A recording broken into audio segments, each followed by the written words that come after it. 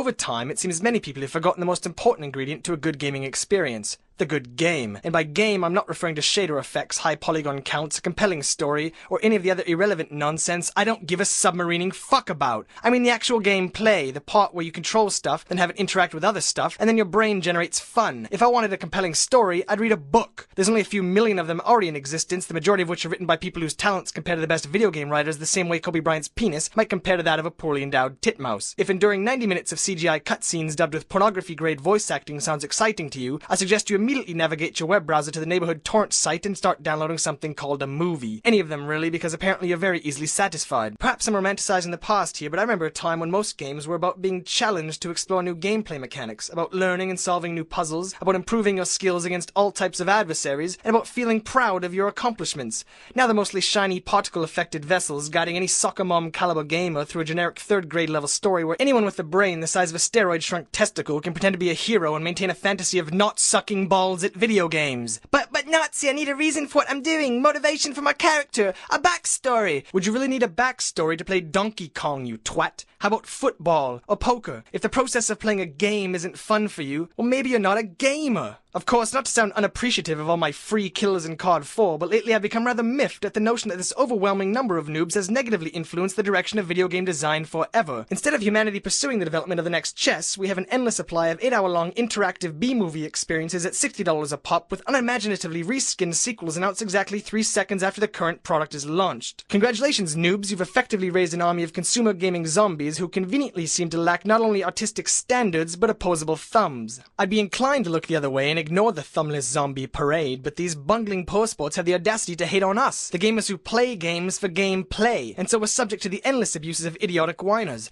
Russia fag, hacker, no-life loser, imbalance! But the truth is, the only imbalance here is coming from your underdeveloped inner ear, you uncoordinated ball of gay. I'm truly sorry you had your clumsy ass kicked around in gym class like a hacky sack in the 1980s, but that's no reason to be a sandy crotch vagina while I'm kicking your virtual ass in Super Smash Bros. Brawl. Even more infuriating than the consumer zombie noobs are the noobs whose jobs involve playing video games then critiquing them for mass public consumption. These champions of mob mentality shouldn't bother me since I've grown rather accustomed to unqualified nitwits performing undeserved jobs, except that within gaming media circles being a noob seems to have become some kind of fucking prerequisite. I know going through life with the lack of a pinch grip can be frustrating, but calling a 3-hour single-player experience the height of game design and comparing the dialogue in GTA 4 to that of The Godfather is nothing less than absolutely retarded. Here's the unpleasant truth. Your teachers lied to you when they said that anyone, even you, could become an astronaut. Some people are just naturally better at certain things than others. There's something called talent. No matter how hard I try, I'll never paint a Mona Lisa or invent the quantum computer. No matter how hard you try, you'll never finish Contra without cheating. Many people have a genuine desire to challenge themselves to be better. This does not make them alien or cruel, and certainly not Russia fags. It just makes them uber gamers. It's no reason to resent them, at least no more than you resent John Holmes for his enormous cock. So the next time you think, I could beat all the pro gamers if I just played as much as them, think again. That belief is as pathetic as the accent I'm talking in right now. All the basketball training in the world won't help your pudgy 5'4" dimpled bottom make the NBA, just like all the StarCraft training in the world couldn't prevent Park Sung-joon from sticking his golden mouse up your ass.